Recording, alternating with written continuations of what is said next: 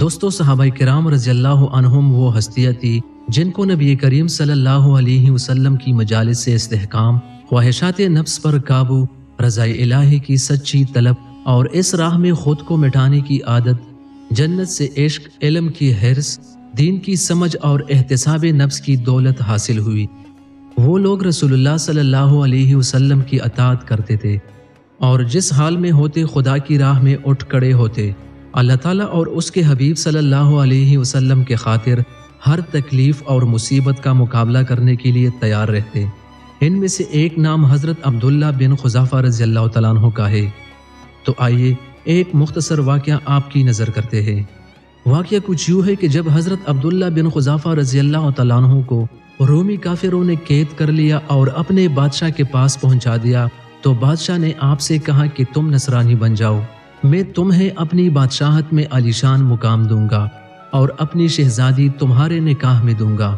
حضرت عبداللہ بن خذافہ رضی اللہ تعالیٰ عنہ نے جواب دیا کہ یہ تو کیا، اگر تو اپنی بادشاہت بھی مجھے دے دے اور تمام عرب کا راج بھی مجھے سونپ دے اور یہ چاہے کہ میں آنکھ جھپکنے کے برابر بھی اپنے دین اور محمد صلی اللہ علیہ وسلم سے پھر جاؤں تو یہ ناممکن ہے۔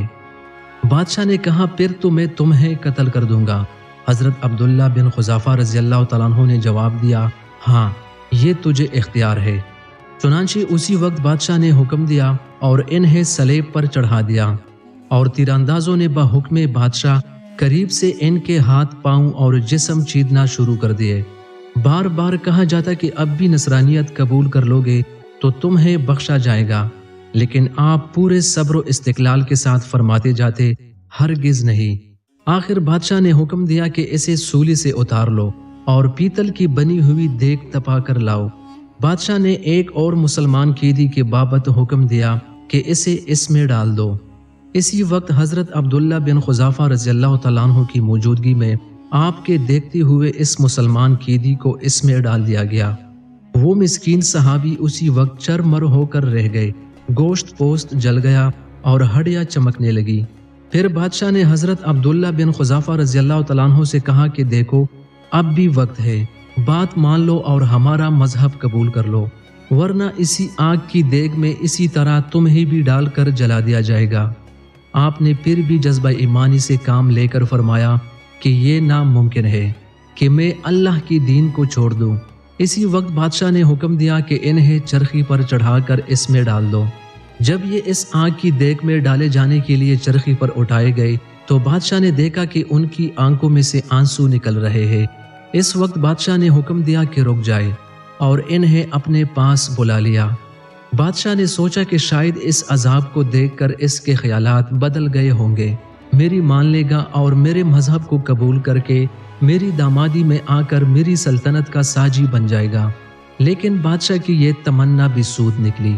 حضرت عبداللہ بن خذافہ رضی اللہ تعالیٰ عنہ نے فرمایا میں صرف اس وجہ سے رویا تھا کہ آج ایک ہی جان ہے جسے اللہ کی راہ میں قربان کر رہا ہوں۔ کاش میرے روئے روئے میں ایک ایک جان ہوتی تو آج سب جانیں اللہ کی راہ میں ایک ایک کر کے فدا کر دیتا۔ دوستو، بعض روایات میں ہے کہ آپ کو قید خانے میں رکھا اور کھانا پینا بند کر دیا۔ کئی دن کے بعد شراب اور خنزیر کا گوشت آپ کے سامنے رکھ دیا، لیکن آپ نے اس بھوک پر بھی اس کی طرف توجہ تک نہ فرمائی۔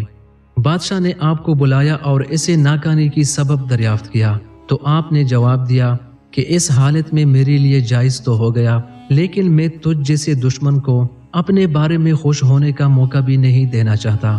اب بادشاہ نے کہا اچھا، تم میرے سر کا بوسہ لے لو تو میں تمہیں اور تمہارے ساتھ تمام قیدیوں کو رہا کر دوں گا۔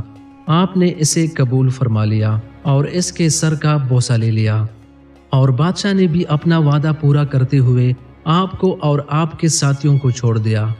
جب حضرت عبداللہ بن خذافہ رضی اللہ تعالیٰ عنہ یہاں سے آزاد ہو کر حضرت عمر فاروق رضی اللہ تعالیٰ عنہ کے پاس پہنچے تو آپ نے انہیں بڑے ادب کے ساتھ منبر رسول پر بٹھایا اور فرمایا کہ عبداللہ، اپنا واقعہ ہمیں سناؤ۔